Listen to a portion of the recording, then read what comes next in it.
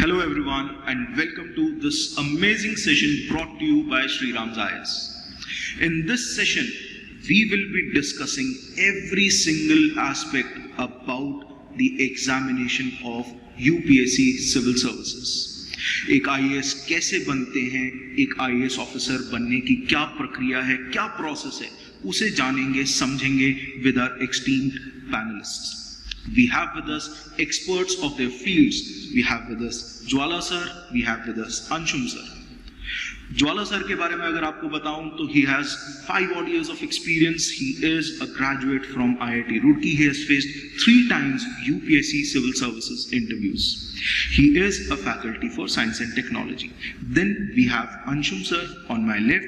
He is having a decade-long experience of mentoring UPSC aspirants.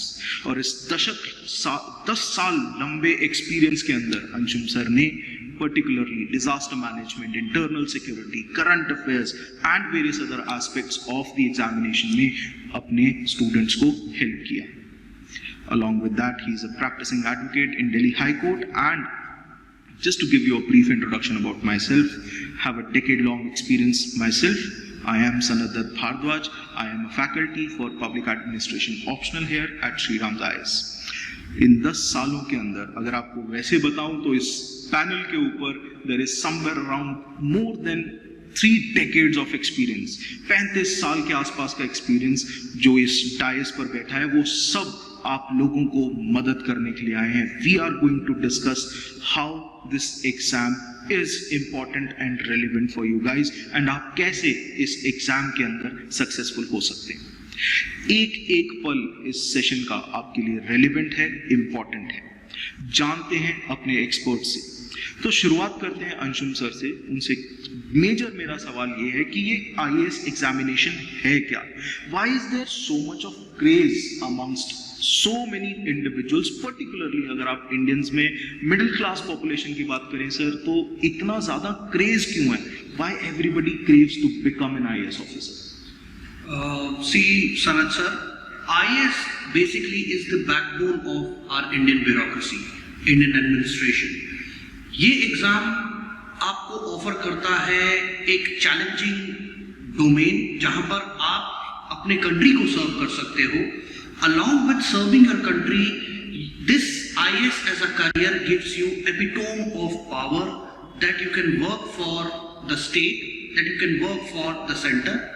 Along with this, you will get highest privileges, perks and privileges, not just for you but your family. तो ये एक बहुत बड़ा attraction है. Along with this, you have job security, you have endless, important preferred positions like IAS, IPS, IFS gives you opportunity to serve on the strategic positions under union government and state government. Right, sir. Then coming to the second part of the question, that why IAS exam is becoming more prevalent among the middle class. The main reason behind is हमारी society कैसे brought up हो रही है. Like a young aspirant is seeing IAS officer, IPS officer are invited in their school, colleges as chief guests. So they tend to see themselves in their shoes. So this is the biggest attraction. Then if we talk about some years from now, that red beacon culture, एक वो भी कह सकते हो एक level of attraction था हमारे villages, specially जो हमारे आउट ऑफ सिटीज से जो स्टूडेंट्स आते हैं, एस्पिरेंट्स आते हैं, उनके लिए एक बहुत एडमायरेबल पोजीशन थी जहां पर वो अपने आप को देखते हैं. Then in modern times with evolution of this social media, the social influencing, आज हम देखेंगे कि all these YouTube videos, the in shorts where IAS, IPS are seen, their entries are recorded with some motivational song. This becomes, you can say, this rather procrastinate. It forces an aspirant to procrastinate himself in that IAS. The person sees himself in that position. So this is why you can see that the middle class is, running after this exam. Sir आपने red beacon की बात करी, वो लाल बत्ती वाली ambassador की अगर sir मैं बात करूं तो एम्बेसडर एज अ कार, वो चाहे नापसंद भी हो किसी को, बट जब उसके ऊपर लाल बत्ती, वो नीली बत्ती लगती थी तो there was a huge craze. And I still remember my father telling us that जब इस गाड़ी के ऊपर वो लाल बत्ती लग जाती है तो ये गाड़ी नहीं जहाज हो जाता है. Exactly. ये किसी के रोके रुकता नहीं है. Yes. And I still remember him telling me the fact that यही एक ऐसा एग्जाम है जो आपके लिए हर दरवाजे खोल दे. If you would notice, if you remember, sir, this is one thing that is fairly certain for UPSC examination. आप इंटरव्यू का दरवाजा जरूर खटखटाते हैं, but when you get selected उसके बाद दरवाजे आपके लिए खुद ब खुद खुलने शुरू हो जाते हैं. And that is of course rhetorical as well as a very established statement for UPSC examination. Sir, हर कोई IAS बनना चाह रहा है, हर कोई चाहता है कि वो उस पराकाष्ठा तक पहुंच जाए, उस लेवल तक पहुंच जाए जहां पर उसके लिए भी दरवाजे खुलें. वो उस स्टेटस को अचीव करना चाहता है, बट वो ये नहीं जानता है कि क्या वो इस एग्जाम को टेकअप कर सकता है या नहीं कर सकता है. According to you and as far as UPSC is concerned, who all can prepare for this examination, sir? Yes, sir. So if you look at what UPSC is requiring, so UPSC requires 3 eligibility criteria. So first eligibility criteria is with respect to age, that minimum age should be 21 and the maximum age is 32 for general candidates. If you belong to like other reserved categories, then for OBC it is till 35 and for SC ST it is till 37. Other aspect to this is the number of attempts. So for general candidates, the number of attempts is limited to 6. For OBC, it is 9. For SC ST, it is unlimited, but the barrier is basically the age. So 37, that is the age, that is the barrier. Yes. And with respect to educational qualification, what is the educational qualification that is required? तो UPSC ने बोला है कि आपको graduate होना है. आपका minimum qualification ये है कि आप ग्रेजुएट होने हैं, पर इसमें ये कहीं नहीं लिखा कि आपको कितने परसेंटेज मार्क्स से पास होना है. ये दिल्ली यूनिवर्सिटी के एंट्रेंस के एग्जाम जैसा नहीं है कि आपको 99% मार्क्स चाहिए तभी आपकी एंट्रेंस होगी. तो ये एक यूनिक अपॉर्चुनिटी है, एक सेकंड चांस देता है हर एस्पिरेंट को अपने लाइफ में कि आपने यदि पीछे आपने स्कूल में कॉलेज में अच्छी पढ़ाई नहीं करी है, कोई भी रीज़न की वजह से आप मोटिवेटेड नहीं रहे हो, फैमिली सिचुएशन, सोसाइटल सिचुएशन, तो ये आपको एक सेकंड चांस देता है जहाँ पे आप अपने मेटल को प्रूव कर सकते हो फिर से. सो ये एक बहुत ब्रॉड बेस्ड एग्जाम है. Right. So the entry barrier is it is literally there is no entry barrier. Anybody who is a graduate can write this exam.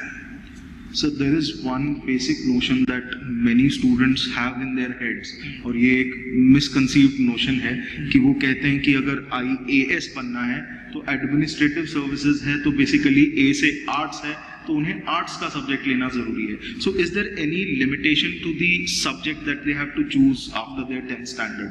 क्या वो 10th स्टैंडर्ड के बाद साइंसेस स्ट्रीम लेकर या मान लीजिए मेडिकल नॉन मेडिकल लेकर कॉमर्स बैकग्राउंड लेकर UPSC के एग्जाम की तैयारी कर सकते हैं? ऐसा कोई बैरियर तो नहीं?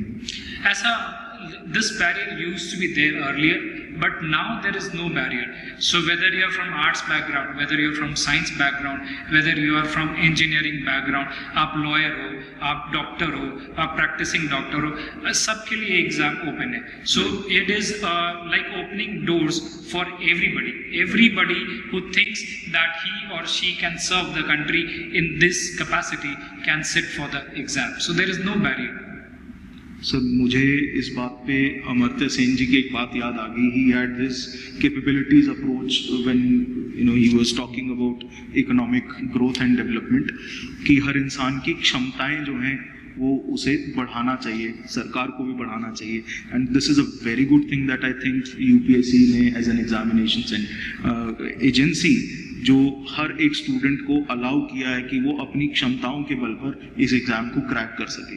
सर एग्जाम को क्रैक कर सके लेकिन कैसे? What should be the approach? Anybody who's following this dream, वो सपना मन में धारण करके यहाँ ओल्ड राजेंद्र नगर आ जाता है, दिल्ली आ जाता है सर, वो हमारे इंस्टीट्यूशन में श्री राम जायस में भी आता है, वो सपने को साकार कैसे किया जाए? What should be the basic steps? See, sir, when it comes to strategy for this exam, इसकी कोई एक single strategy नहीं है. every aspirant has its own approach because ये एग्जाम ही इतना ज़्यादा डाइवर्सिफाइड है. But there are some common objectives that every aspirant should keep in their mind. So this exam comes in 3 stages, we all know that. First stage is preliminary examination, which is objective in nature, where we have 2 papers.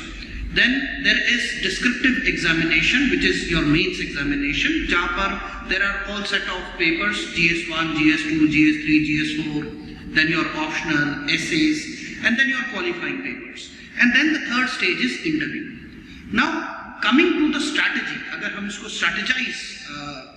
strategical point of view से सोचे, so I consider this exam as a war, as a battle. And when you want to enter this battle, you should know your enemy. Fighting any battle in your life, the first thing that you should know is, you should know what is the capability of your enemy. आपका enemy क्या कर सकता है? इस case में हमारा enemy है हमारा UPSC. So उसकी capabilities को समझने के लिए आपको देखना होगा उसका past. वो मिलेगा आपको past year papers से. Right. So this is the first approach that any aspirant in any stage, whether you are a third attempter or last attempt or it is first attempt, you have to keep that threshold in mind कि UPSC किस हिसाब से आपको damage कर सकता है और वो वहां दिया है. Then coming to how to prepare for prelims. So see sir, prelims basically when we see the syllabus of UPSC, everything under the sun is UPSC, including the sun. Okay, sir will be teaching about sun as well. Jwala sir will be taking sun as a topic as well. Yes, so everything under the sun, including the sun, is UPSC syllabus. Right. But one thing is, you cannot complete everything. That means nobody is omniscient. Nobody can know everything. Right. So there is a threshold that every person has to make, that beyond this, I do not have to go deep in this topic.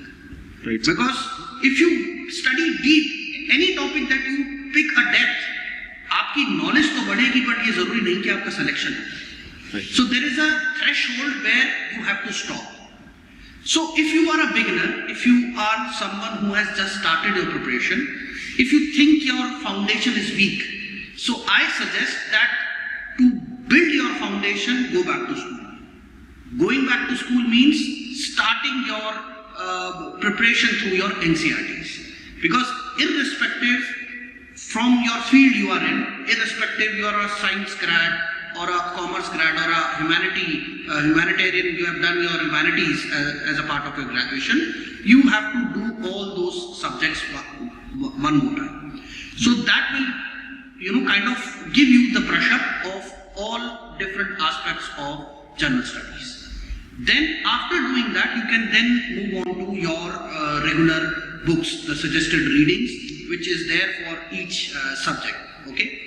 Then practicing along with this is very important, like for prelims specifically. So whatever topic that you are doing, you can then switch to past year paper. You can look at what all questions have been asked from the same topic, and then you can practice some similar questions from any mock series available at Sri Ram IAS. You can do that. Right. Then coming to the mains examination. Prelims examination is recollecting the information. The main objective is the answer is in front of you. You have to hit the right answer. But in mains, the complete game is different. There, you have to recall, you have to analyze, and then thirdly, you have to express yourself. So when it comes to mains, a person has to not only have that right approach, that is studying what is required for answering a question, then along with that, an aspirant should have a decent knowledge, or he should cover every aspect of your syllabus. So your syllabus is your Bible. The syllabus is you can say that it is the prime thing that you have to focus on. You should know that which topic lies where. Any topic that you are picking up, where it is striking, or which part of your syllabus it is touching. So accordingly, you can start your preparation in mains. Then I would like to also add here that answer writing. is also a key strategy if you are preparing for your mains, because you have to write 6 hours in a day there in the on the D-day. Right. So you cannot just straight away carry your weapon and straight away firing. You cannot start your firing straight away. You have to practice your weapon Right. in this battle. So in this battle, your answers will be your weapons. So you have to start answer writing from day 1. So this is how you can prepare for your prelims as well as mains. Sir आपने UPSC को war के साथ जो compare किया है उससे पता नहीं स्टूडेंट्स को एंथुजियाज्म बूस्ट मिला है नहीं मिला. I got so enthusiastic. I got reminded of one question sir. मैं 2019 की बात बताता हूँ सर. 2019 में I was taking up history as a challenge for certain students, और हिस्ट्री के अंदर particularly they were facing this problem कि ये क्वेश्चन आया तो आया कहाँ से. They had been studying Mahatma Gandhi from various sources. Sir आपने एनसीईआरटी का मेंशन किया. There was an old NCERT which was very easily available here in Rajendra Nagar, but बहुत सारे स्टूडेंट्स ना एनसीईआरटीज को एज रेफरेंस बुक्स देखकर उसको साइड पे रख देते हैं. बट श्योरली सो अगर आप नोटिस करेंगे sir, even today NCERTs are very strong sources, and I was taking up history as a challenge for many students, guide कर रहा था सर स्टूडेंट्स को, और मॉडर्न हिस्ट्री के उस NCERT में से पर्टिकुलरली एक स्टेटमेंट ऐसी मुझे मिली जो ना कि मेजर हमारे जो बुक्स हैं, चाहे आप विपिन चंद्रा की बात कीजिए, चाहे आप मेजर जो आज की एनसीईआरटीज हैं उनकी बात कीजिए, वहां पर महात्मा गांधी से रिलेटेड वो फैक्ट अवेलेबल नहीं था. And I told my students कि ये चीज नोट कर लो, ये एनसीईआरटी में है, ओल्ड एनसीईआरटी में है, ये यूपीएससी का फेवरेट खाना खजाना है, यहाँ से तो क्वेश्चन आएगा ही आएगा. And sir you would not believe उस एग्जैक्ट सेम फैक्ट के ऊपर क्वेश्चन आ गया था. एंड एग्जैक्टली वही क्वेश्चन था whether or not Mahatma Gandhi was associated with this particular institution or not. Okay. And it basically reminds me कि sir NCERTs की कितनी इम्पोर्टेंस है, रेलिवेंस कितनी है. सर आपने बोला कि बैक टू स्कूल जाना पड़ेगा, वापस से स्कूल वाली एनसीईआरटीज उठानी पड़ेंगी. I have come to realise in the past and even today, हम जब जैसे पॉलिटी को एनसीईआरटीज के जरिए पढ़ाते हैं, साइंस को एनसीईआरटी के जरिए, हिस्ट्री को एनसीईआरटीज के जरिए पढ़ाते हैं, तो हम ये देखते हैं कि स्टूडेंट का अब जो एनसीईआरटीज के प्रति रवैया है, पर्सपेक्टिव है, वो कंप्लीटली चेंज होने लगता है. एंड ऐसा लगता है कि एनसीईआरटीज स्कूल लेवल की बुक्स नहीं है, ये वो बुक्स हैं जिसको basically PhD level, masters level से उठाकर कंपाइल करके कंसाइज फॉर्म में, कंडेंस्ड फॉर्म में स्टूडेंट्स को दे दिया गया है. And it feels out of place in schools and it is so relevant for एक आईएएस एस्पिरेंट के लिए. कितनी इंपॉर्टेंस है, मैं कहते हुए भी मुझे लगता है कि कम ही बोल रहा हूँ. सर एक और चीज आपने बोली थी with respect to NCERTs, with respect to preparation, and that is the syllabus. हर एक एस्पिरेंट के मन में एक डाउट हमेशा रहता है कि वो किस तरीके से ट्रेड करे. जहां पर भी आपको परेशानी होती है, स्टूडेंट्स एक चीज का खास ख्याल रखें, आपकी फाउंडेशन आपके सिलेबस से है. आपका हर एक कदम उठेगा तो वो सिलेबस से उठेगा. आप हर एक प्रोसेस को शुरू करेंगे तो वो सिलेबस से शुरू करेंगे. इनफैक्ट आप ही नहीं, यूपीएससी खुद जब एग्जाम बनाती है, वो जो क्वेश्चन पेपर बनाती है, आप नोटिस कीजिएगा GS1 के अंदर GS2, GS3, GS4 जो सिलेबस के पॉइंटर्स हैं, उसी क्रोनोलॉजिकल ऑर्डर के अंदर आपको क्वेश्चंस भी मेंस के अंदर देखने को मिलते हैं. सो सिलेबस को तो निग्लेक्ट कभी करना ही नहीं चाहिए, और अगर जो करता है it is like a call for doomsday, है ना. चलिए, अभी हमने ये समझ लिया कि स्ट्रैटेजी क्या होनी चाहिए, क्या अप्रोच होनी चाहिए. लेकिन ये अप्रोच अगर इतनी आसान होती तो गिने चुने कुछ 100 लोग ही एक आईएएस आईपीएस ऑफिसर नहीं बनते. कुछ ही गिने चुने लोग इंटरव्यूज क्रैक नहीं करते, कुछ ही गिने चुने लोग प्रीलिम्स और मेंस को क्वालिफाई नहीं करते, क्योंकि लाखों लोग अपीयर होते हैं और उनमें से कुछ 100 लोग ही इस एस्टीम्ड पोजीशन पर यूपीएससी के द्वारा चयनित होते हैं. क्या कारण है, ऐसे कौन से चैलेंजेस हैं, जानते हैं ज्वाला सर से. सर ये क्या चैलेंजेस हैं जो स्टूडेंट्स फेस करते हैं, क्यों है ऐसा that students are unable to cope with the syllabus, they are not able to qualify the examination, और कौन से ऐसे challenges हैं जिनको overcome करके शायद वो अपने dreams को achieve कर सकते हैं. Sir, with the information era that we are in, और यूट्यूब के आने के बाद से ऐसा हुआ है कि जो कंटेंट का जो इंफॉर्मेशन है या जो अवेलेबिलिटी है दैट हैज़ इंक्रीज ट्रेमेंडसली। सो आप आज से 10 साल पहले ले लो तो कंटेंट मिलता नहीं था कि सिविल सर्विसेज की प्रिपरेशन करनी है तो आपको किसी टीचर के पास जाना पड़ता था या कुछ अच्छे सोर्सेज ऑफ बुक्स आपको कलेक्ट करने पड़ते थे तो आप वहाँ से पढ़ाई करते थे। पर अब आपको रेडिली अवेलेबल है। अब उस रेडिली अवेलेबल मटेरियल में क्या आपके लिए कौन सी चीज़ें रेलेवेंट है एग्जाम के लिए, that has become a challenge. The information overload is itself the biggest challenge for preparation now. Certainly, sir. And as you mention sir कि सिलेबस का जो एक एक कीवर्ड है वो आपके लिए एक बाइबल के जैसा है। वो कीवर्ड आपको थ्रू एंड थ्रू पता होना चाहिए। जैसे आपने, मैं साइंस टेक्नोलॉजी का एग्जांपल देता हूँ आपको। So science and technology, this term is mention biotechnology. Biotechnology is mentioned in your GS paper 3। So what is expected from an aspirant कि उसको बायोलॉजी के बेसिक्स भी पता हो, बायोटेक्नोलॉजी को डिफाइन करने भी आता हो, बायोटेक्नोलॉजी के एप्लीकेशंस उसको पता हो। तो आपको क्या करना है, बायोटेक्नोलॉजी की अच्छी आपको ग्रिप होनी चाहिए। तो आप ये सोचोगे कि मैं करंट अफेयर्स बस पढ़ लेता हूँ, कुछ बायोटेक के जो रीसेंट डेवलपमेंट्स हुए और उससे मेरे सवाल बन जाएंगे, तो वो नहीं होगा। So you have to have grip over the concepts of the terms that are given in your syllabus. So as Sir Anshul sir said that your syllabus is Bible. So every keyword you should have a thorough understanding of that. Then the current affairs will make a sense of it. आपको biotechnology की basics आपको clear होंगे तो आप news में कोई भी development आएगा तो आप उसको समझ पाओगे। जैसे एक न्यूज़ आई थी that a woman in USA was cured of HIV using stem cell therapy. For this to appreciate, you need to know what is stem cells. You need to know how HIV attacks our immune system.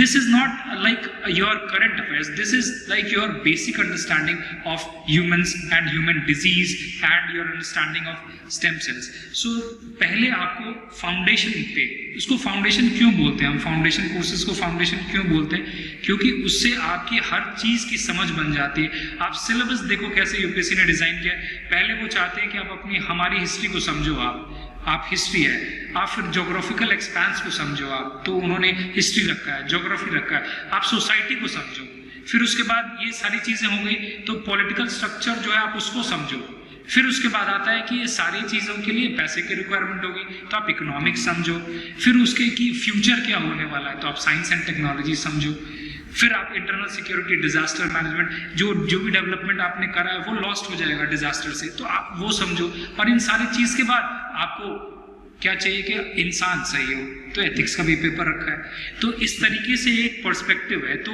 आपको पहले static portion जो कि आपका जो courses जो हम करते हैं फाउंडेशन कोर्सेज, तो उसमें हम ये सारी चीज़ें कवर कर लेते हैं। तो सिलेबस उस तरीके से डिज़ाइन है, इसलिए आपको पहले फाउंडेशन पे ग्रिप करनी है।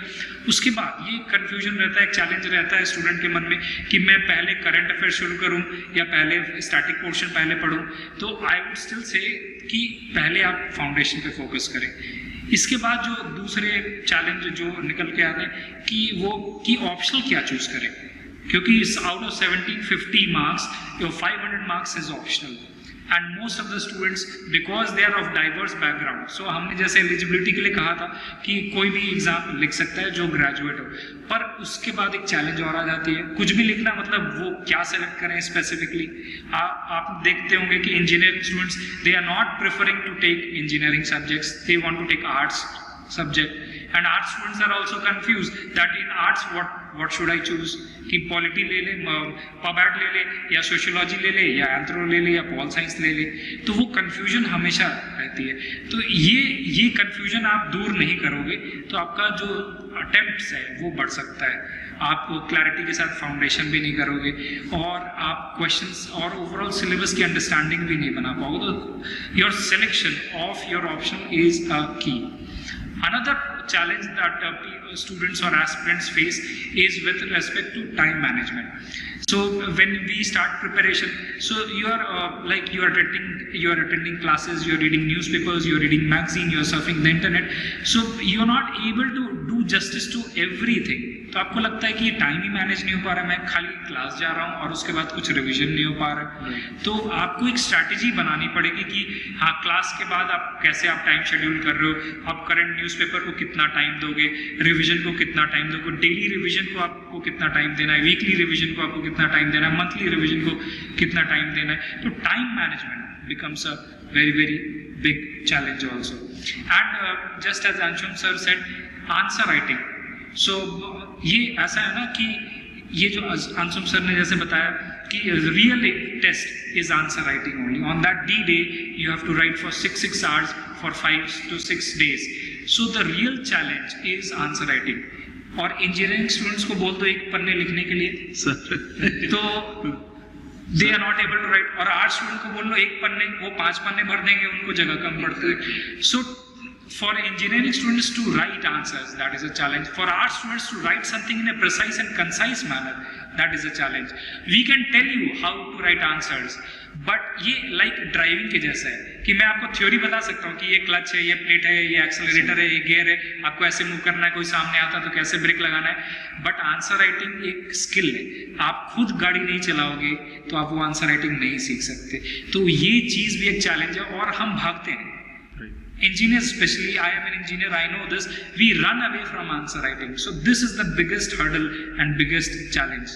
So ये मोटे challenges हैं, and like Sanat sir can add more.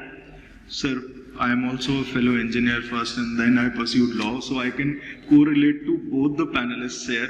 In fact, मैं आपको बताता हूँ सर, इंजीनियरिंग टाइम्स के अंदर तो स्टूडेंट्स ओवरनाइट स्टडी करते हैं, अगले दिन पेपर में जो भी है लिख के आ जाते हैं. For us it is very difficult to cope through that process. मुझे जो स्टूडेंट्स इंजीनियरिंग बैकग्राउंड से मिलते हैं, they are always facing this difficulty कि उस पर्टिकुलर एफिशिएंसी को जो ओवरनाइट वो लोग निकालते हैं, उसे प्रोलॉन्ग्ड पीरियड ऑफ टाइम के लिए कैसे मेंटेन करके रख सकें. तो वो कंसिस्टेंसी का एक मेजर चैलेंज आता है. दूसरा सर, आपने जैसे ऑप्शनल सब्जेक्ट की बात की, only choosing an optional. For example मैं कहता हूँ, जैसे for example I am taking public administration, अपने कोर्सेज अनअकैडमी प्लेटफॉर्म पे अवेलेबल भी हैं. जुलाई 31 से एक बैच शुरू भी हो रहा है, बाइलिंगुअल बैच है सर.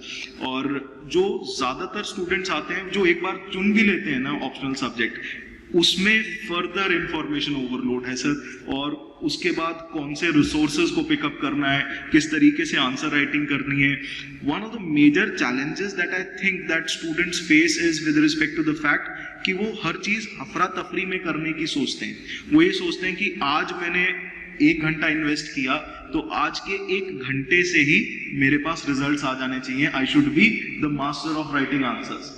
तो मेरे पास जैक ऑफ ऑल ट्रेड्स वाला होना चाहिए मेरे को, कि भाई मुझे आज के आज सब पता होना चाहिए. But the fact that you have suggested sir कि आप जैसे हर रोज थोड़ा थोड़ा.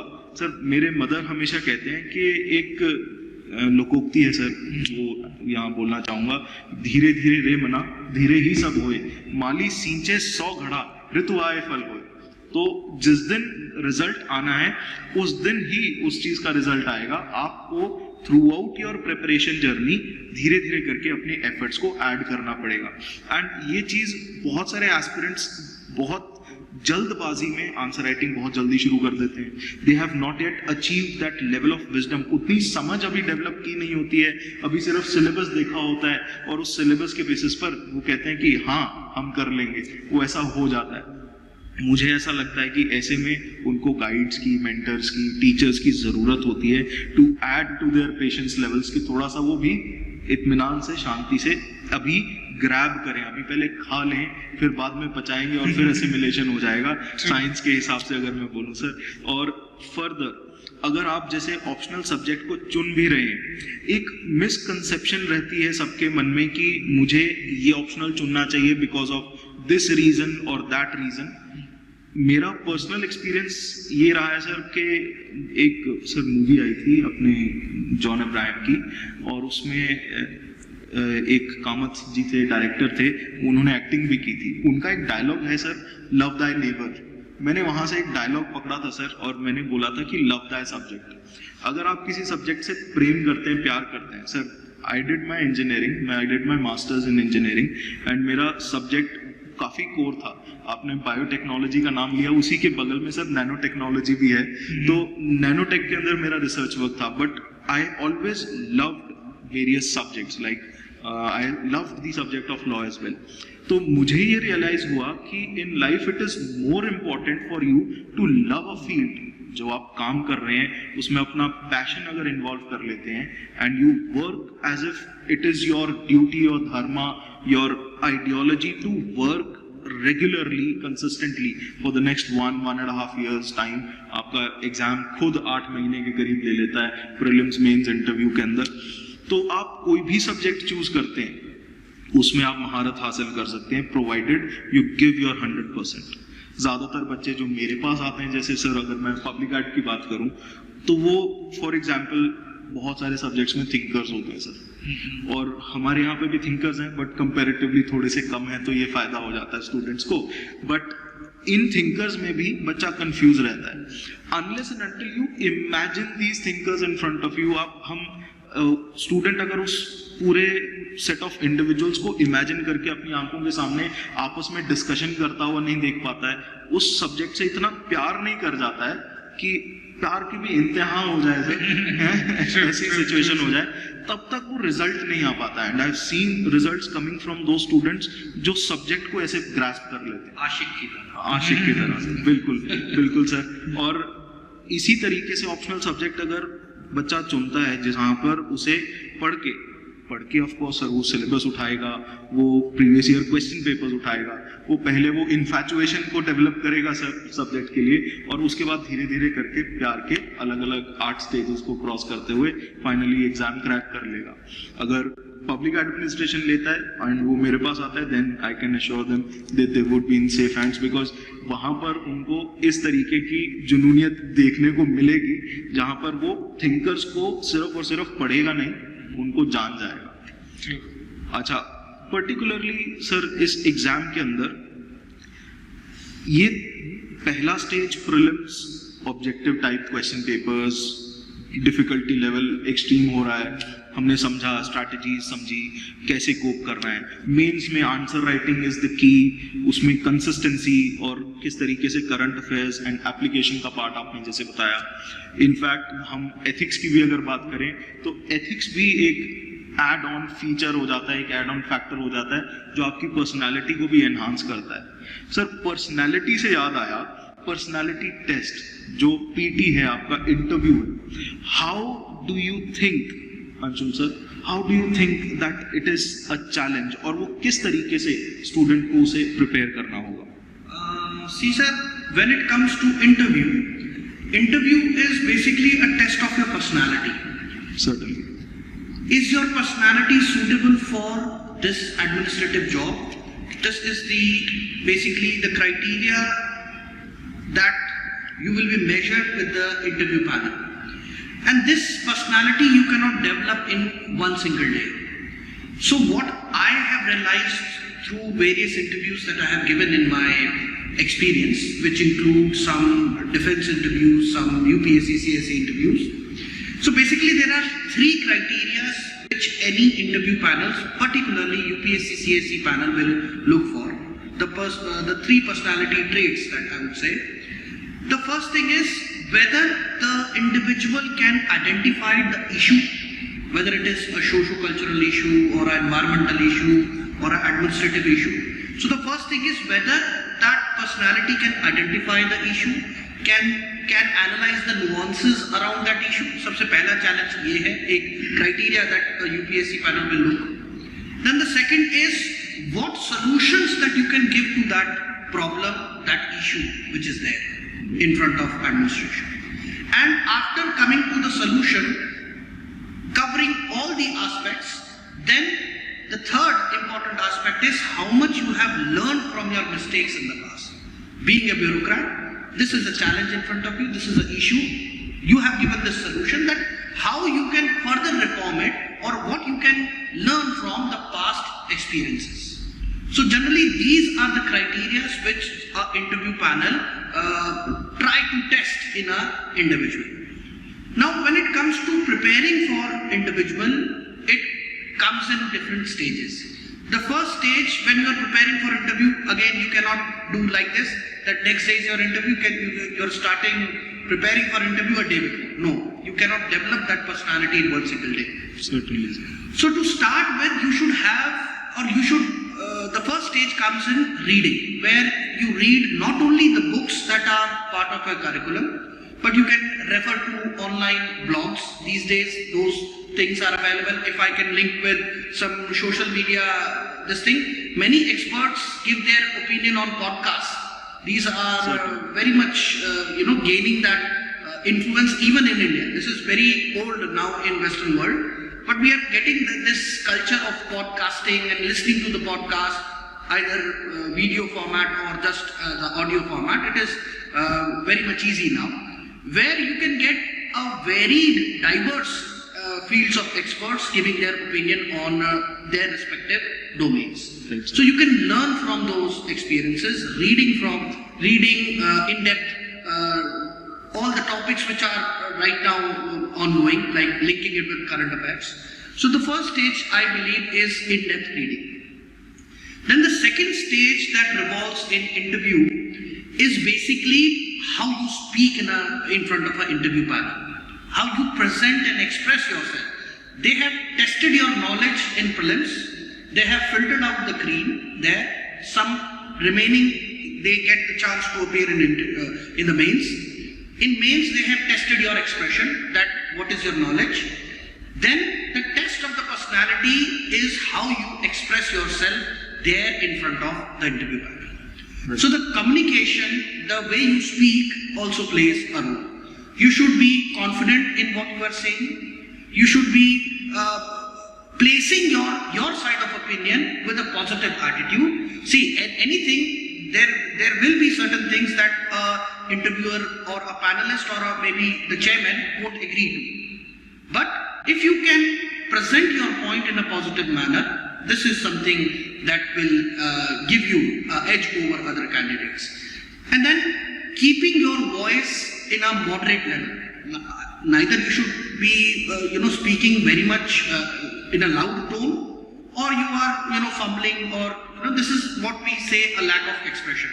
So communication plays a very important role, which I believe is the second part of the interview strategy. And the third is the behavior. You have to inculcate a behavior of a bureaucrat from day one when you are entering into the preparation. You have to treat yourself as a bureaucrat from day one. So this inner positivity will present your personality as a bureaucrat in front of the panel. So you have to talk like a bureaucrat, you have to walk like a bureaucrat, and you have to study like a bureaucrat. This is, I believe, that this personality trait, if you can imbibe it, like coming late to the class. Can you imagine coming late to a meeting with the chief minister or a PM? Again, not. So coming late to a class is not a personality trait of a true aspirant. Right. Then how you are making up your timetable, how you are making up your targets. This is what the preparation itself is a kind of a training which makes your personality as a bureaucrat. So I believe that this should be the approach for the interview, where you have to start preparing from day one. Certainly, sir. Sir, आपने defence services के interviews की बात की, SSB की बात की. मैं आपको एक बात बताता हूँ, जो मेरे father he had cracked SSB way back in his time, 1960s की बात है सर. तो he always used to tell me कि if you are planning to get into defence services, एक बात समझ लेना, जब तुम ट्रेन से उतरोगे आपका इंटरव्यू वहाँ से ही शुरू हो जाएगा. It is not at the point कि जब आप पैनल के सामने बैठे हैं. और ये चीज़ सर यूपीएससी एस्पिरेंट्स को, आईएएस एस्पिरेंट को तहे दिल से समझनी होगी कि आप अगर इंटरव्यूज फेस करना चाह रहे हैं और इंटरव्यूज को क्रैक करना चाह रहे हैं, तो जिस दिन आपने ठान लिया कि आपने आईएएस बनना है, आपकी इंटरव्यू की प्रिपरेशन उस दिन से शुरू हो जानी चाहिए. क्योंकि आप नॉलेज गेन करेंगे, लेकिन उस नॉलेज से वाइज, वो विजडम, वो ज्ञान से जो आपकी सूझबूझ, आपकी समझ है, जब तक वो डेवलप नहीं होगी, interviews will be a challenge. तो इंटरव्यूज को क्लियर करने के लिए ये एक चीज आपको समझनी होगी. और ये तो sir I think it is now viral and a cliché statement कि भाई तैयारी उल्टी होती है, मेंस और इंटरव्यूज की पहले होती है, प्रीलिम्स की बाद में होती है। ये तो अब इस वजह से बोला जाता ही है। The reason why we say this as teachers is because of the fact कि जब आप मेंस और इंटरव्यूज की तैयारी करते हैं उस समय आपको पता चलता है कि जो प्रीलिम्स से रिलेटेड इंफॉर्मेशन है उसको ग्रैब कैसे करना, उसको समझना कैसे है। Sir, when it comes to understanding यही इंफॉर्मेशन, चाहे आप प्रीलिम्स की बात करें, मेंस की बात करें, इंटरव्यू से रिलेटेड तैयारी की बात करें, हाउ, एंड सर ये थोड़ा वायरल क्वेश्चन होने वाला है, so I would seek your opinion on this, how relevant is coaching? क्या यहाँ दिल्ली आकर, चाहे ऑनलाइन चाहे ऑफलाइन, क्या यूपीएससी की तैयारी के लिए, क्या एक आईएएस ऑफिसर बनने के लिए कोचिंग जरूरी है? So to answer this question, I would like to take my example itself. So as an engineer, we all think we are very smart. Right. तो हम टाइम, एनर्जी, पैसे सब बचाना चाहते हैं. So मैंने ये सोचा I will not do foundation course for GS. And I just did my foundation course for option. So in my attempts, what happened eventually that I was good at option, but in GS somehow I lacked that edge. तो आपको लगता है कि आप smart हो और आपने time या एफर्ट या एनर्जी या पैसे भी बचा लिए, बट वो आपको हिट करता है. तो sir, what is the advantage of doing coaching? The advantage is that you go for hit and trial if you are not doing coaching. तो आप हिट एंड ट्रायल में आपका बहुत सारा जो कीमती समय है वो लॉस्ट हो जाता है. आप किसी टीचर, मेंटर, गाइड के पास जाते हो, उनका प्रीवियस एक्सपीरियंस है इस एग्ज़ाम को लेकर, इतने सारे स्टूडेंट्स को उन्होंने गाइड किया होता है, तो वो जो क्यूमुलेटिव एक्सपीरियंस है, जो विजडम है, वो आपको मिलती है. तो आपका जो एफर्ट है वो बहुत कम हो जाता है. और दूसरा सबसे बड़ा एडवांटेज मुझे ये लगता है कि आपके प्रिपरेशन में you always need a Guru, you always need a mentor. आप यदि लकी हो और आप आए हो दिल्ली और आपको कोई एक गुरु या मेंटर मिल जाता है जो आपको समझता है. हर इंडिविजुअल डिफरेंट है और उसका स्ट्रैटेजी, पढ़ने का तरीका, समझने का तरीका अलग अलग होता है. एक गुरु आपको सही तरीके से समझ सकता है. और if you are lucky and if you meet that person, then this journey could become very very short. Not only short, आपको जो नॉलेज की जो गेन होगी that would be much more fulfilling. So this is, UPSC is not like you have to cross a barrier. It is a journey. You have to enjoy the journey itself. But if you are walking on a right path, if that guru or mentor shows you that right path, then this journey will become fulfilling. Generally, इतने बड़े syllabus में problem ये होती है कि हम मेहनत करते हैं बट सही डायरेक्शन में मेहनत नहीं कर पाते. ऐसा नहीं है कि यूपीएससी के एस्पिरेंट सिंसियर नहीं है, तो वो सिंसियर होते हुए भी कुछ लोग सेलेक्ट हो जाते हैं, कुछ लोग नहीं सेलेक्ट होते. तो वो क्यों, कुछ जो सिंसियर लोग हैं वो सेलेक्ट नहीं होते? क्योंकि वो शायद सही डायरेक्शन में वॉक नहीं कर रहे हैं. तो वो डायरेक्शन कौन आपको सही बताएगा? वो डायरेक्शन आपको मेंटर्स, आपके गुरुज आपको बताएंगे. और हो सकता है वो घर बैठे आपको शायद ना मिल पाए. उसके लिए थोड़ी सी आपको मेहनत करनी पड़ेगी, आपको दिल्ली आना पड़ेगा. और सर, ये भी होता है फाउंडेशन कोर्सेज में, you will meet peers. And most of our learning in school, in college, we learn less from our teachers but more from our peers. तो ऐसा भी हो सकता है कि आप यहाँ कोचिंग करने आए हो और आपकी इतनी अच्छी टीम बन गई हो, एक इतनी अच्छी बॉन्डिंग बन गई हो कि आप वो जो एफर्ट लगा रहे हो, आप कलेक्टिवली लगा रहे हो, आपकी अंडरस्टैंडिंग बहुत ब्रॉड हो रही है और वो टीम एफर्ट से आपको काम करने में भी मज़ा आ रहा हो. तो वो फ्रेंडशिप जो है वो लाइफ लॉन्ग भी बन जाएगी और ये जर्नी भी शॉर्ट हो जाएगी. तो यूपीएससी की कोचिंग करने के एडवांटेजेस ज़्यादा है और जो एडवांटेजेस हैं that is overcoming the shortcomings. So मैं ये भी बोलता हूँ कि see no foundation course can claim that if you do this foundation course you can crack this examination. Ultimately, you have to prepare for yourself, you have to sit for yourself, you have to do self-study. But even if a coaching center can do 60 to 70% of the job, then I would consider that that is a well-done job. So, आपका effort 60-70% कम हो जा रहा है, that is much more beneficial. आपको यदि 3 attempt लगते खुद से तैयार करने में, आप यदि 2 या 1 अटेम्प्ट में निकाल ले रहे हो, तो आई think that is a win-win strategy instead of like not going completely for this. And I would still say that if you are averse to coaching, why not come to Delhi, talk to teachers, talk to mentors, explore the area here and decide for yourself whether it will suit for you or not. So it is completely up to you, but still it would be recommended that if you are in hands of people, those who have experience of this exam, you can learn from their experience. If I take my situation also, I have two elder brothers, so they were also preparing for JEE, but they couldn't get into JEE. But they knew what has to be done and what not has to be done. कौन से coaching में जाना है, कौन सी चीज़ें करनी है, कौन सी चीज़ें नहीं करनी. मैंने उनको बस blindly follow करा जो उन्होंने बोला, and I could crack in first attempt itself. So that becomes easier. So there are seniors like us who have given this exam. We have crossed all the stages of the exam, and we know where are the loopholes, where are the pitfalls. We can guide you. That is the main advantage of doing coaching. Sir, आपने teachers को जब गुरु बोला तो मुझे एक phrase याद आया कि गुरु बिना गति नहीं हो सकती है. एंड सर एक चीज़, एक हम सिर्फ नॉन फेरस मटेरियल पढ़ते होते थे, इफ़ यू रिमेंबर, उसमें वो डोमेन के इंक्लिनेशंस रैंडमली स्टैक्ड होते थे. And Guru acts like a magnet, और वो सब बेसिकली नॉन फेरस मटेरियल को फेरस में कन्वर्ट करके उसको मैग्नेटाइज करके सब एक एफर्ट्स जो एस्पिरेंट लगा रहा है, और वो रैंडमाइज्ड एफर्ट्स हैं जो शायद उसको रिजल्ट्स नहीं देंगे. वो मेहनत तो कर रहा है लेकिन वो दीवार को धक्का लगाने में मेहनत कर रहा है. उसको किस चीज़ को धक्का लगाना है, कहाँ पर उसको एफर्ट्स डालने हैं, ये चीज़ एक टीचर बता पाता है विद हिज और हर ओन एक्सपीरियंस. और इस वजह से आपका जो ड्यूरेशन फॉर योर प्रिपरेशन है वो कम भी हो जाता है. सर, एक और चीज़, I was reminded of certain lines by Rahat Indori sahab, he is no more with us. तो राहत इंदौरी साहब ने एक बात बोली थी कि ना हम सफ़र से निकलेगा ना हम नशी से निकलेगा, ना हम सफ़र से निकलेगा ना हम नशी से निकलेगा, हमारे पाँव का कांटा हम ही से निकलेगा.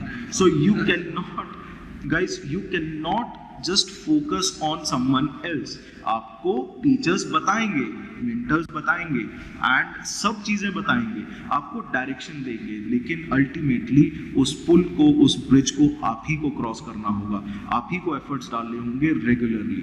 कोचिंग से ये बेनिफिट होता है. फॉर एग्जाम्पल अगर मैं आपको बताऊं, वी हियर एट श्रीराम जायस for 35 long years, more than 35 years, we have been serving this nation and thousands की numbers में हमने results prove किए हैं.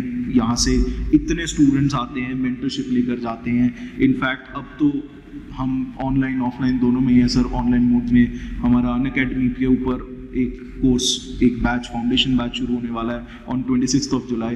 Make sure that you note it down and referral code भी याद कर लीजिएगा, दैट इज SRIRAMS, श्रीराम्स.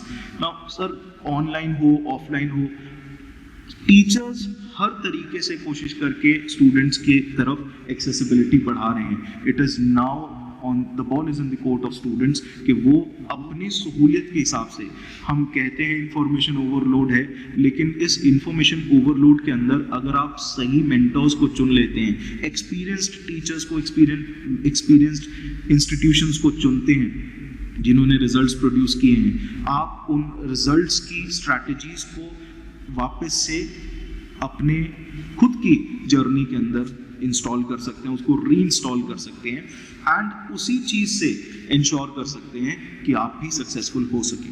आप यूनिक हैं, नो डाउट अबाउट इट, लेकिन ऐसा कहा जाता है सर, बिजनेस की फील्ड में ये बात बोली जाती है कि बिजनेस के अंदर अगर आपको सक्सेसफुल होना है तो कुछ गिने चुने स्टैंडर्ड फॉर्मूलाज हैं जो आपसे पहले आपके टीचर्स ने, आपसे पहले एंटरप्रेन्योर्स ने, आपसे पहले जो सक्सेसफुल हो चुके हैं वो सब फॉर्मूलाज लगाकर देख चुके हैं. यूपीएससी पिछले साल नहीं शुरू हुआ है मेरे दोस्त. यूपीएससी को कंडक्ट होते हुए एज एन एग्जामिनेशन डेकेड्स हो चुके हैं और उसके अंदर decades long off people who have qualified this exam, उन सब के एक्सपीरियंसेस से, टीचर्स के एक्सपीरियंसेस से आप लोग सीख सकते हैं. और वो जो चोट है, जिस चोट की ज्वाला सर बात कर रहे थे कि वो चोट लगती है जस्ट बिकॉज कि आप रैंडमाइज्ड एफर्ट्स डालते हैं, उस चोट का असर कम हो जाता है. ये समझिए कि अगर चोट तलवार की घात की है तो वो एक सुई के नोक में तब्दील हो जाती है because of good teachers, because of experienced institutions. इसीलिए आपको सजेस्ट करूंगा कि एक फाउंडेशन कोर्स हम लॉन्च कर रहे हैं ऑनलाइन मोड पर। ऑफलाइन में भी अगर आप आते हैं तो ओल्ड राजेंद्र नगर में, जीटीबी नगर में Shri Ram IAS is running courses. आप अन अकेडमी पर जाकर हमारे ऑनलाइन फाउंडेशन बैचेस को भी चेक कर सकते हैं। पब्लिक एडमिनिस्ट्रेशन ऑप्शनल बैच भी शुरू होने वाला है 31 जुलाई से, उसे भी चेकअप कर सकते हैं। और वेरियस क्लासेस जो हम ऑनलाइन मोड पे यूट्यूब के ऊपर and offline as well conduct कर रहे हैं, उसे ज़रूर आकर देखिए। मेरी सजेशन ये होगी कि एक बार को आपको हर एक चीज़ ट्राई करनी चाहिए, समझना चाहिए what works for you. Does the online work for you more, या फिर ऑफलाइन आपके लिए ज़्यादा काम करता है? अगर आपके लिए ऑनलाइन ज़्यादा काम करता है देन श्री राम आईएएस के ऑनलाइन कोर्सेज भी हैं। ऑफलाइन काम करता है तो वी हैव 2 सेंटर्स, एक जीटीबी नगर में, एक ओल्ड राजेंद्र नगर में।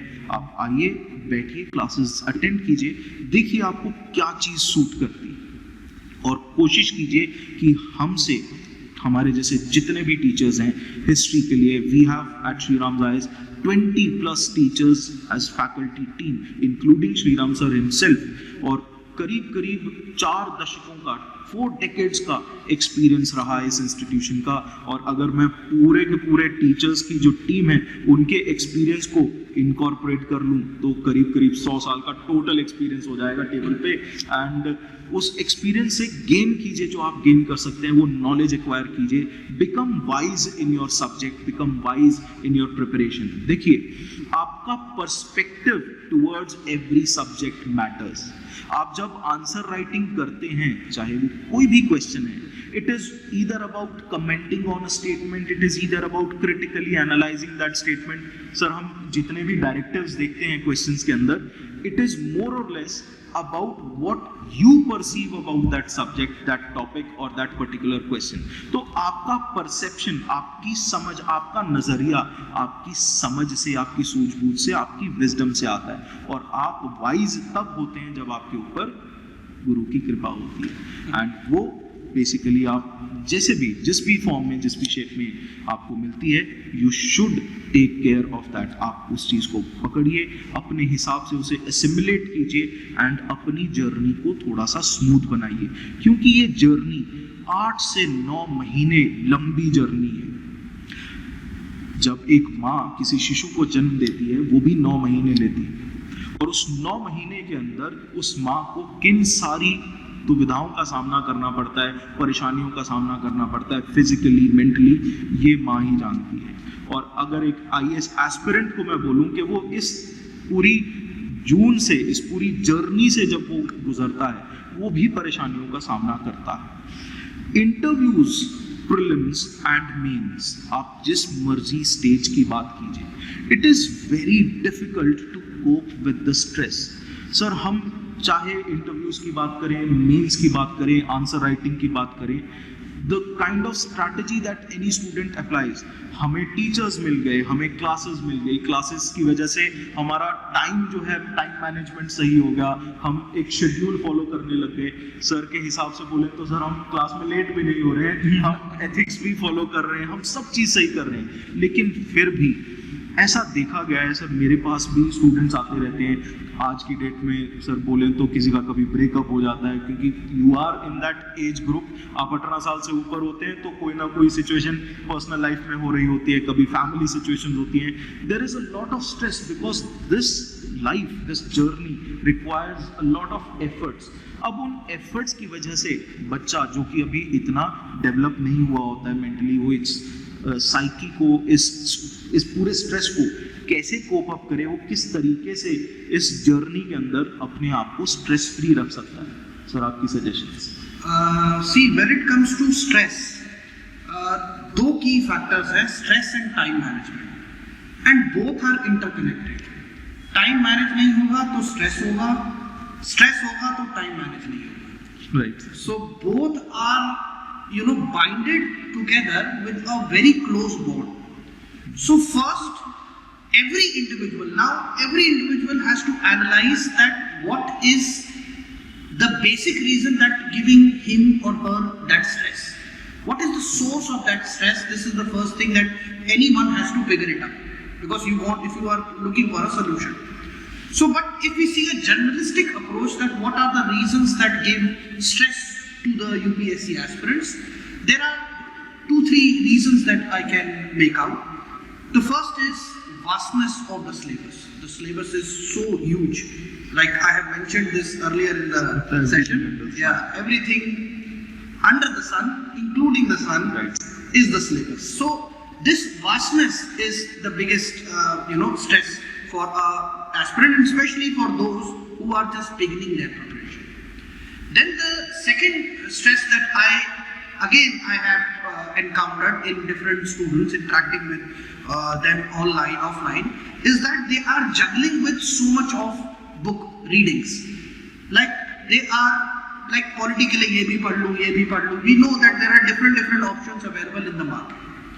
So I would like to add that when Jwala sir was mentioning why coaching is important and what you have added, coaching से हमें एक चीज पता चल जाती है, जो मैं समझता हूं कि क्या पढ़ना है, ये जरूरी नहीं है सबको पता चले, बट क्या छोड़ना है, what not to study. This is something that is clear in aspirant's life. True. And then if we talk about other sources for stress, हो सकता है कि कुछ पर्सनलाइज रीजंस भी आज के टाइम में स्ट्रेस है. Societal pressure, maybe Sharma ji का लड़का, this is something very humorous that is bothering almost every family. ठीक है, every family has some relative to look up to. So इस तरह के कुछ स्ट्रेस होते हैं जो every individual is facing, and I believe that this is something that remains with us throughout our life. This is how you have to manage this. Now coming to how you can come out of stress and better time management. So basically in UPSC exam you have to strategize your preparation in a very smart way. Like हम जंगल का राजा शेर को कहते हैं, और अगर if we talk on the hard work what is done, वो सबसे ज्यादा गधा करता है, donkey. True. So donkey works 16 to 18 hours a day, and on contrary lion sleeps 16 to 18 hours a day. But when lion wakes, he strategically targets his prey and then strategically उसको hunt down कर देता है. Right. But a donkey will keep on and on for 16 to 18 hours a day. So हमें यहाँ पर गधा नहीं बनना है, हमें यहाँ पर शेर बनना है. This is what my general understanding of this exam is. Then how we can achieve this? How we can improvise smart work? How we can reduce our stress? This is possible that if you can do your micro planning. Like every aspirant has 3 set of divisions in his mind. Like the subjects or areas in which he is strong. The second, the subjects and areas with which he has some knowledge, and the subject and areas where he is almost zero, where his knowledge is absolutely nil. बंटाधार है basically. Exactly. And looking at the diversity of this exam, यहाँ पर ऐसे कुछ areas आपके साथ होंगे ही होंगे जो जिस पर आपका grip is something that you are hearing this for the first time. Like for a arts background student, science and technology in these areas are a little difficult. For a science background student, all these areas which are humanity based, theoretical, history, geography, these areas, the societal issues, this at times are problematic. So you have to work and identify your set of areas, your set of subjects in which you are strong. I believe that if you are starting your preparation, you rather in your first stretch of preparation, you work for those areas where you are weak. पहले उसको खत्म करो, because जिसमें interest है, जिसके बारे में आपको पता है, वो तो आप एंड में भी कम टाइम के साथ भी कवर अप कर सकते हैं. So your strategy should be other way around. What general strategy a student follow is that he will tend to revise that area that he loves more, because that area keeps him excited. He keep that interest in that subject or in the reading of the subject. Right. So this is the first thing, that you identify your areas. Then micro planning. You should set some small targets. Like I have seen people setting up targets that I will finish Lakshmikant in 1 week. And a student who is reading Lakshmikant for the first time. Now this is a very much achievable target. Somebody can even do this in 3 days, but you are just sitting and reading. But this is not what is required in this exam. What is required is understanding of the book, understanding of the concept, and then comprehending that what you have read. So making targets, making smaller targets and achievable targets, and yes, working on those targets each day. Like you can improve. Like one day you have sat for 2 hours as a study to start with. You are sitting with a 2 hours of plan. The next day, do not jump to 4 hours. Start with 2 hours 10 minutes, 2 hours 20 minutes. Slowly and gradually you can increase your pace, your level, your depth. So this, I believe, micro planning is required. And then one thing what I have identified as a source for stress is multiple readings. So I suggest that it is better to read one book 100 times than reading 100 books one time. So people are juggling with, like, they are studying polity from this book, from this book, from this book. There are n number of books available in the market. Then each institute have their own publications. So what to study and what not to study, this is what our mentoring will help you. This is what we can help you with that information overload. This is where the role of mentors will come in, the role of faculties will come in. So working on micro planning, then reading one book multiple times, that is doing multiple revisions, and then practice. Practice is the key. Like I am quoting myself again, that if UPSC is a battle and you are fighting this battle by understanding just the theory of your guns, you cannot kill your enemy, you cannot fight your enemy. If you want to understand the guns and the weapons available to you, you need to practice with those guns. Right. And in this case, the practice comes whether you are at interview stage, whether you are at main stage or prelim stage. Each stage in this exam requires comprehensive practice. So for prelims, start solving MCQs, comprehensive test, subject test. Whatever you are doing, plan it accordingly. Do not jump into comprehensive test straight away. First, start with whatever you are reading for prelims. Just look for what type of questions that have come and what are different test series, the subject-wise test or subject-wise test series is making it up for you. And then same goes for mains exam. Now, mains exam, as we were talking on answer writing, how you can build up practice on mains. So again, you can divide your mains preparation in 3 stages. The first set of answer writing, I believe, is the beginner stage, where you just start writing, irrespective of the word limit, irrespective of the time and any other constraint. You just write.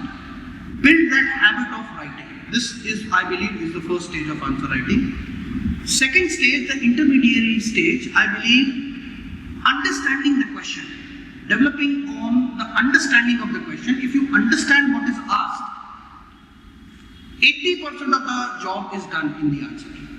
If you understand what is written in the question, like you were mentioning the importance of tail words, critically analyze, comment, discuss, along with what is asked there. So if you do this preparation, again in this second stage, you ignore your time, ignore your word limit and just write. Then comes the most typical stage, the expert stage of answer writing, I believe, where a person has to write not just in time frame, not just in word limit, but in this leg of journey, like you will enter your expert stage when almost 8 months of preparation is gone. You are done with all your basic subjects, you are now understanding what UPSC is. The biggest and the toughest stage of answer writing comes here. Now in this stage, for every topic you have good number of points which are available, which are merits, demerits, whatever. Now to filter out what points suits your answer the best is what makes the difference. Right. So in the third stage of answer writing, I believe this is how you should approach. in order to reduce your stress and time management. And along with this, in the end, I would also like to add that only studying is not gonna make you clear this exam, because general studies, like you have quoted some Shair, the poet, you have quoted some movies. So general studies is something that you can learn from everywhere, everything that is surrounding you. There are at times questions that you can answer, especially sir in science and tech. Like I got reminded of one Hollywood movie, Rampage, if you have seen that. So that CRISPR-Cas9 technology, the gene editing technology, is mentioned there. So if you can comprehend and can link and can learn from those things, can help you sail this exam. Sir इस technology के ऊपर 3-4 साल से काम चल रहा था, वो जीन एडिटिंग और वो जीन सिजर्स वाला concept, and I saw this movie in 2018 and Rock the Dwayne Johnson की मूवी है सर, वो बहुत फेमस हुई थी और उसमें वो साइज बड़ा कर देते हैं और एनिमल्स का और ये सब, काफ़ी अच्छी मूवी थी, entertainer movie. And I was like कि अगर यूपीएससी के एग्जाम सेटर ने ये मूवी देख ली, because within the first few seconds of the movie वो लोग डिस्क्रिप्शन में वैसे लिख के देते हैं कि CRISPR-Cas9 जीन एडिटिंग टेक्नोलॉजी है, ऐसे ऐसे करके होता है. एंड आई वाज लाइक कि ये मैं पिछले 2015 से 2016 से ये न्यूज़पेपर में देख रहा हूँ और ये क्वेश्चन आ नहीं रहा है, जबकि ये क्वेश्चन आना चाहिए. And now I think that this question will come, and sir, it has already been asked, I guess, twice. It has been asked. अब तो 2 बार हो गया सर. उस साल वो पहला साल था जब यूपीएससी ने वो क्वेश्चन पूछा. That means every student has to be aware about their whereabouts. So yeah, when it comes to stress management, sir, I believe that, see, everyone cannot study 10 hours continuously throughout 365 days. Sir वो तो फिर ऐसे हो जाएगा, वो ऐसे There will be days where you will be motivated enough, जहाँ पर your studying potential, your efficiency is high, and there will be days when you are feeling low. Maybe the quality study that you have done in that day is just 1 hour. Right. So along with studies, you need a regular break, some intervals in a day, as well as weekly breaks and monthly breaks, so that you can refresh yourself.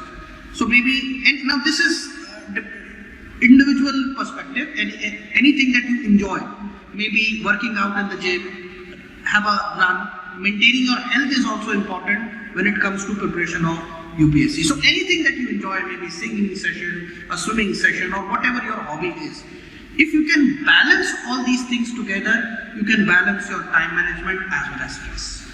Sir अभी एक topper हैं, she qualified the exam this year only. आपने sir जो balance maintain करने की बात कही, she had in one of the interviews suggested कि जैसे हर स्टूडेंट को, एस्पिरेंट को इतना अलाउड है कि वो हफ्ते में 1 ऑफ ले सकता है, right. So she said, and she was fond of travelling, तो वो अब्रॉड भी ट्रैवल किया, उन्होंने काफ़ी बीचेस वगैरह एक्सप्लोर किए. There are social media post as well. So she was telling the students कि भाई आप उन एक छुट्टी को ऐसा क्यों नहीं करते कि जैसे आपको मंथ की 4 छुट्टियां हैं, उन 4 छुट्टियों को 4 महीने तक रोक लीजिए तो 16 हॉलीडेज हो जाते हैं. तो 16 डेज ऑफ हॉलीडे, 16 डेज की वेकेशन बहुत अच्छी प्लान हो सकती है. So you can plan things accordingly. Sir stress management से रिलेटेड ये एक वेकेशन वाला एस्पेक्ट तो बहुत जमता है. एंड सर वो दूसरा एस्पेक्ट कि आप सर लक्ष्मीकांत 5 दिन में खत्म करना is nothing but you know just कि वो ऐसे ग्रैब करके वायरल वीडियो बना सकते हैं. Exactly.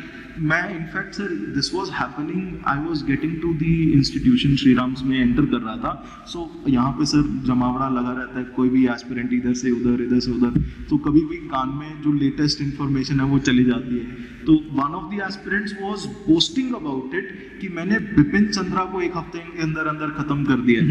आई वाज लाइक कि this is not the feet that you should be celebrating. You should be celebrating the fact कि आपने समझ लिया है इतने दिन में. तो वो समझ जब तक वो डेवलप नहीं करेगा तब तक नहीं होगा.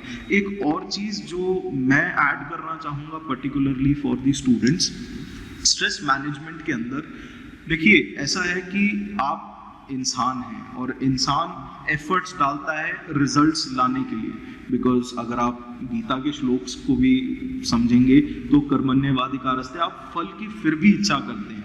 हम हमेशा चाहते हैं कि हम रिजल्ट ओरिएंटेड हों, बिकॉज रिजल्ट्स इस जर्नी के अंदर बाद में आते हैं। आप आज पढ़ते रहेंगे, आपको धीरे धीरे करके पता चलता है कि किस सब्जेक्ट की, किस पढ़े हुए टॉपिक की क्या रेलेवेंस है। जिस दिन आप उस कुर्सी पे बैठेंगे ना, पीछे सफेद तौलिया लगा रहेगा और सामने एम्बलम होगा, उस दिन आपको रियलाइज होगा कि क्या क्या चीजें आपने पढ़ी और उनका क्या सिग्निफिकेंस, क्या रेलेवेंस है इस फील्ड के अंदर। लेकिन तब तक आपको पेशेंस रखनी होगी, और पेशेंस इंसान आज के सोशल मीडिया के युग में, जहाँ पे हर कोई 10 seconds 15 seconds worth of fame ले रहा है, 15 सेकेंड्स की रील बनाकर फेमस हो रहे हैं और सब कुछ हो रहा है, उस सिचुएशन के अंदर थोड़ा सा डिफिकल्ट हो जाता है। मेरी कुछ सजेशंस रहेंगी सभी एस्पिरेंट्स के लिए, जो कि आपके लिए एक फॉर्मूला सेट कर सकती हैं और आपकी लाइफ को थोड़ा सा स्ट्रेस फ्री कर सकती हैं।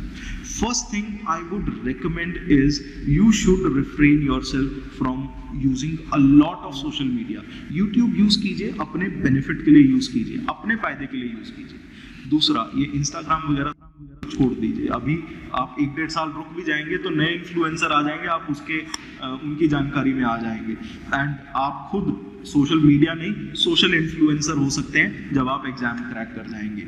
दूसरी चीज, I would highly recommend every aspirant to try, थोड़ा अपने टाइम को इस तरीके से मैनेज कीजिए कि आप एक मॉर्निंग पर्सन बने रहें। इंटरव्यूज रात के समय में नहीं होते हैं, दिन के समय में होते हैं। सो अगर आपका जो सर्काडियन रिदम है, जो आपका जो diurnal variation of your moods हैं, जो कि रात के टाइम वाला आपका मूड अगर दिन में हो रहा है, आप 12 बजे 1 बजे उठ रहे हैं और उसकी वजह से आपका आधा दिन एनर्जी लो में चला जाता है, इस चीज को अवॉइड कीजिए। थोड़ा टाइम को इस तरीके से मैनेज करना शुरू कीजिए कि आप अर्ली मॉर्निंग पर्सन हो, आप 4 साढ़े 4 नहीं तो कम से कम 5 या 6 बजे के आसपास उठना शुरू कीजिए। You would realise that generally aspirants बहुत बार ये बात बोलते हैं, सर आपके सामने भी कई बार बोली होगी ये बच्चों ने बात, कि 24 घंटे कम लगते हैं। हम पढ़ना जाते हैं लेकिन 24 घंटे कम लगते हैं। वो कम इस वजह से लगते हैं because they have not utilised that morning time, वो सही तरीके से टाइम को यूटिलाइज नहीं कर रहे। दूसरी चीज, अगर आप सुबह उठकर और शाम को रात को सोने से पहले सिर्फ 5 से 10 मिनट एसिमिलेशन का एक प्रोसेस फॉलो करें, जिसके अंदर चाहे आप मेडिटेशन कीजिए, आप योगा कीजिए, आप हल्की फुल्की फिजिकल एक्टिविटी कीजिए, थोड़ी एक्सरसाइजेस कीजिए। मेरी सेहत को मत देखिएगा, ये तो पढ़ाते पढ़ाते ऑनलाइन क्लासेस में, ऑफलाइन में वजन बढ़ जाता है, हर किसी का पेट बाहर आ जाता है, शादी के बाद तो सर वैसे भी आ जाता है। एंड पर्टिकुलरली एस्पिरेंट के लिए ये चीज़ ध्यान में रखनी ज़रूरी है कि उसकी फिजिकल बॉडी एक्टिव रहे, इतनी एक्टिव रहे कि उसका माइंड जिस फिजिकल बॉडी में है वो भी एक्टिव रह सके। तो there are processes and techniques जो कि आपको बहुत सारे ऑनलाइन प्लेटफॉर्म्स पे, पर्टिकुलरली आप अनअकैडमी पे भी देखेंगे तो आपको बहुत सारे टाइम मैनेजमेंट की स्किल्स बताने वाली वीडियोस भी मिल जाएंगी। मेरा सजेशन ये होगा कि आप सुबह उठिए तो एक बार को मेडिटेशन ज़रूर कीजिए। आप 5 मिनट आंख बंद करके बैठते हैं, 10 मिनट आंख बंद करके बैठते हैं, 15 मिनट बैठते हैं, वो आपका टाइम मैनेज इस तरीके से करता है कि through out the day your brain is active, every single thing that you perceive. हम लोग जब आंसर्स लिखाते हैं, मेनी ऑफ द टीचर्स, मैं आपको खुद से बता रहा हूँ, मैं पूछूंगा भी नहीं दोनों से, हर teacher, almost every teacher follows these techniques. वो आपको बता रहे हैं नहीं बता रहे, मैं पोल खोल रहा हूँ। अगर इस चीज को फॉलो करते हैं तो you will have a very different and a very strong perspective. आपकी धारणाएं बदलने लगेंगी। सर हम देखते हैं कि टीचर्स का जो पर्सपेक्टिव होता है टॉपिक के प्रति, वो स्टूडेंट के नजरिए में आ नहीं पाता है, और जब वो टीचर से जब पूछता है कि सर ये परेशानी है, ये टॉपिक ऐसे नहीं समझ में आ रहा है, और जब हम बताते हैं तो वो कहते हैं ओहो सर ये तो मैं समझ रहा था लेकिन मुझे पता क्यों नहीं चला, आपने बता दिया। हमें भी ये चीज़ें इसलिए पता चलती हैं because we have delved into this field. हमने 10 साल 15 साल इन सब्जेक्ट्स को दिए, और हम भी उस चीज़ को, जब तक आप खाना खाते रहेंगे उसको डाइजेस्ट करने का समय नहीं देंगे और उसके बाद असिमिलेशन का समय नहीं देंगे, तब तक बात नहीं बनती है। For that reason, for assimilation purposes, I would highly recommend that you should sit down. आप बैठिए, आंख बंद करके 5 मिनट दीजिए अपने टाइम का, और माइक्रो प्लानिंग जैसे अंशुम सर ने बताया वो कीजिए, आंसर राइटिंग की प्रैक्टिस कीजिए, ज्वाला सर ने जो स्ट्रैटेजीज बताई हैं, चैलेंजेस को कैसे कोप करना है वो फॉलो कीजिए, श्री राम आईएएस को भी फॉलो कीजिए, एंड उसके साथ साथ जो कोर्सेज हम आपके समक्ष लेकर आ रहे हैं, फाउंडेशन बैचेस हैं, ऑप्शनल सब्जेक्ट्स, पब्लिक एडमिनिस्ट्रेशन का तो बैच अभी 31 जुलाई से शुरू होने वाला है on Unacademy platform. Apart from that offline centres को विजिट कीजिए, हम यहाँ पर राजेंद्र नगर के अंदर न्यू दिल्ली के में हम कोर्सेज करवा रहे हैं। It has been 35 long years of experience, और हर साल अनगिनत लोग अपने ड्रीम्स को अचीव कर रहे हैं। अगर आप भी करना चाहते हैं then you should keep following us and keep following such positive content. Thank you, take care and God bless you all.